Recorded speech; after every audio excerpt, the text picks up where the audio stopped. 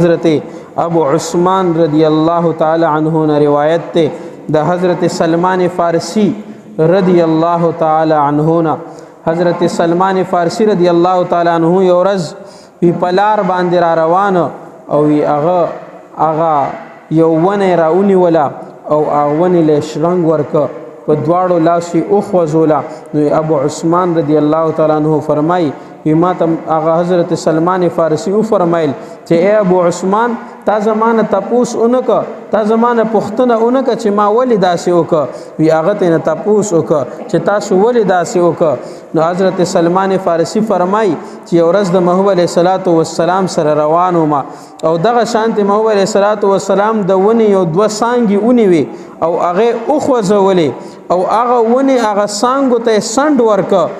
او چې کله ورته سند ورک نو ماته او فرمایل چې اے سلمان فارسی تا زمانه تپوس اونک چې ما ولې داسې وک نو سلمان فارسی هغه وی ماته تپوس وک چې قربان یا رسول الله تاسو ولې دا عمل وک د ونی دا سانګم ولې او خوځولې وی محمد علیه الصلاۃ والسلام راته او فرمایل چې اے سلمان فارسی چې دا څنګه ما د ونی دا سانګي او خوځولې او د دین دا پانی را پریوته وی دغه شانتي چې یو بنده منځ وکي او اغا په صحیح طریقه باندې منځ ادا کی صحیح طریقه باندې او دس وکي نو څنګه چې د دې ونی نه دا پانی را پریوته وی دغه شانتي د اغه بنده نه دا ګناهونه ختم